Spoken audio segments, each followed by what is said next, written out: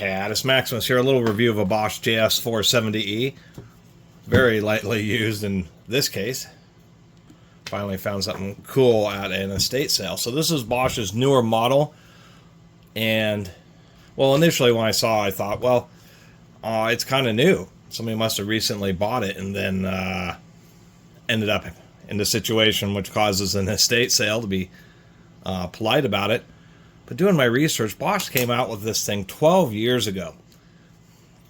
Like 2012, 2013, something like that. And so Bosch came out with their JS series that replaced their 15 series. The 15 series, like this 1584 barrel grip here, or what was the previous king, which is this, the 1590 EVS. What is, I guess, disappointing is how expensive they're getting now. And I guess the crux of the review is I'm going to tell people, buy a used 1590 EVS. It's an awesome jigsaw. Has the little fingers that hold the blade tight. Has a simple quick release with an adjustable nut tension to adjust the plate nice and easily. And then has the really nice one piece where you push this over and it ejects the blade and actually holds it in place. And so putting in the new blade, you just shove it in and it automatically locks. So Bosch has three tiers. There's like the JS3 something or another. There's the JS470E, which is this today, it's current model, 12 years, $150 at Home Depot. They have their high-end model, which is the JS572EK, even though this one I believe originally also came in a case, but it was just called the E, where the 572 is called the EK.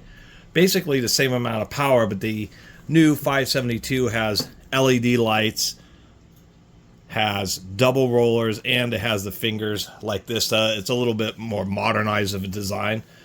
But what my frustration is for what is truly the upgrade to this, the JS572EK is $270 at Home Depot, which I think is incredible. $270 for a jigsaw, where these are regularly on eBay for the $50 to $75 range with shipping. And these things are incredible. So, and that's kind of my thoughts here, is for $150. By the way, Bosch is only offering a 1-year warranty on this. It's just not worth it. It's not worth it. The JS572EK is a much more modernized version, and it is really nice, but then I think this thing was around in the 2000s. This thing was around $150. So what has happened is, in the similar price range, they've actually gone downhill in quality. And if you want something that's a true upgrade and successor to what was their previous flagship, now you're going to be basically paying another $100 or $120 more. And so it's a little bit disappointing. As far as an actual jigsaw, this isn't too bad, except for the switch for adjusting the level of orbiting is really stiff, really hard to actuate. It does have a quick release lever, but you still have to, it's like a twist lock, kind of like a reciprocating saw is used, so you got to push it all the way over, take the blade, make sure you shove it all the way in, and then release it. It'll hold the blade, and then it is spring loaded, so when you want to release the blade, it will shoot it out. But it doesn't have any little fingers. What it does do is modify the airflow design.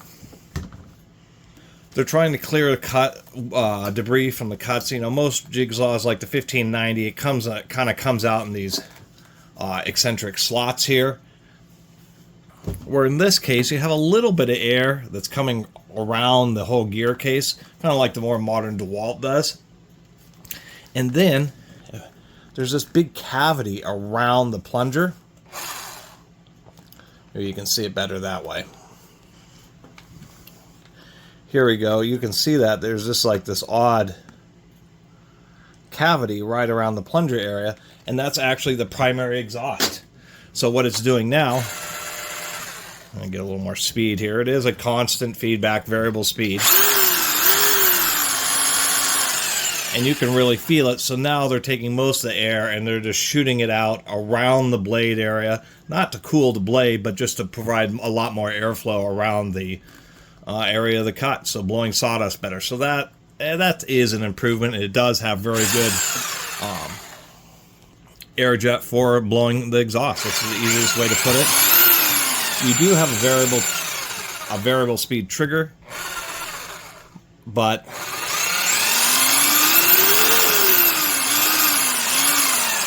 it just doesn't seem quite as linear as, say, a drill or something like that, because it's kind of,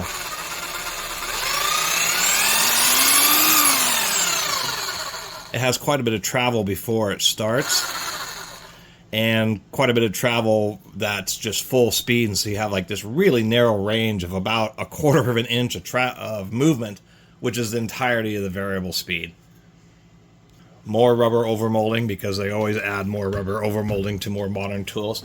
But things like serviceability definitely went downhill. Now on this saw, if you need to replace the power cord or brushes, the two most common things, you now have to remove the 9 screws and completely split the case halves, where for the actually since basically the 1970s, since these are all fundamentally based off the old Cintia design, a company that Bosch bought back in the 1960s, and then it wasn't until the 1970s that they could even bring their products in the US, because they were sanctioned after World War II for making munitions for the Germans.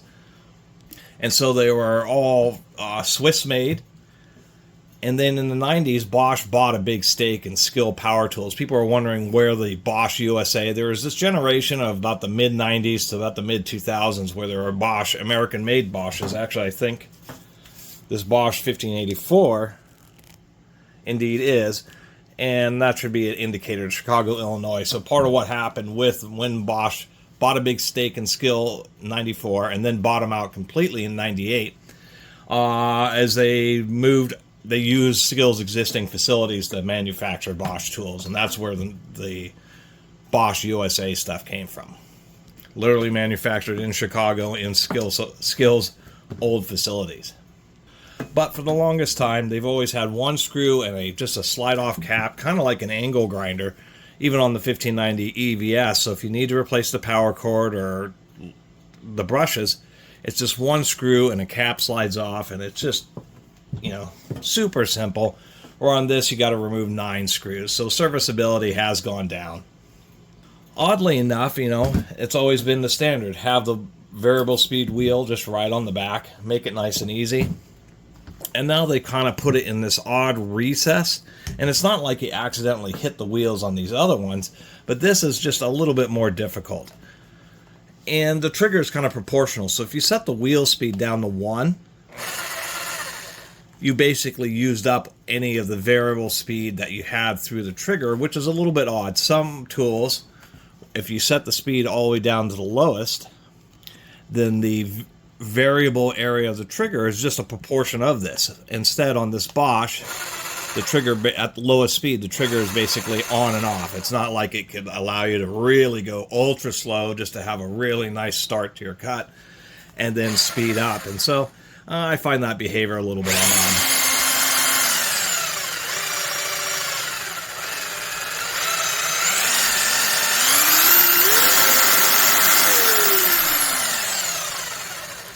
Fortunately, it does maintain some of the core properties, such as very smooth operation.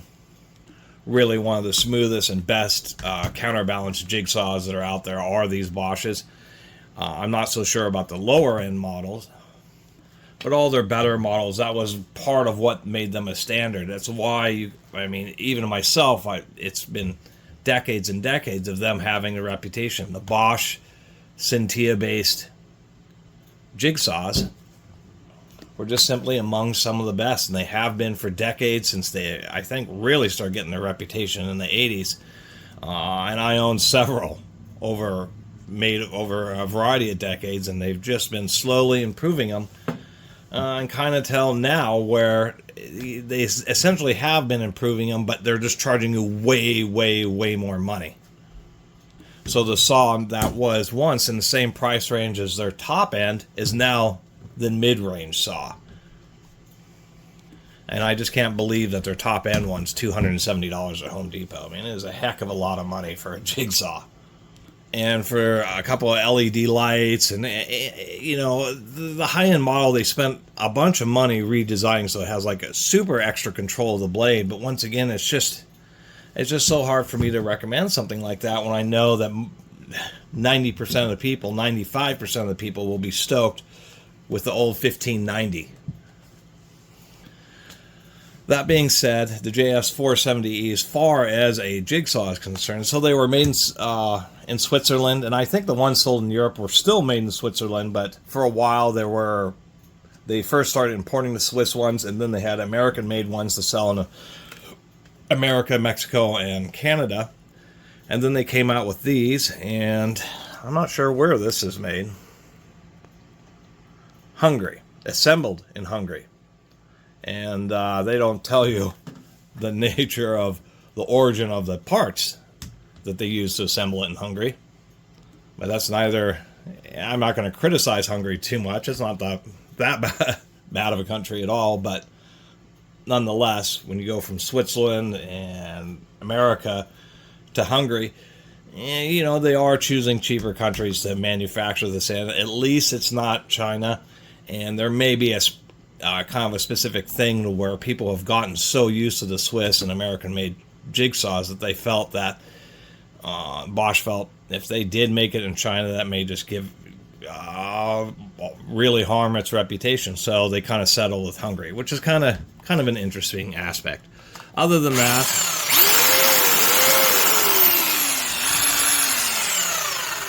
not a lot else to say. You have an Allen wrench to adjust the base plate, but you have this plastic kind of anti-scuffing shoe, and you have to pop that off to get the Allen wrench in and out. So, you know, I don't think it's a bad jigsaw. I think it's probably competitive. I mean, I have a couple of the Waltz, and I've owned Makitas and a variety of brands of jigsaws. So I still think it's definitely competitive because Bosch has always made such good jigsaws. I just think since they came out with this JS series that they're basically making more of a premium.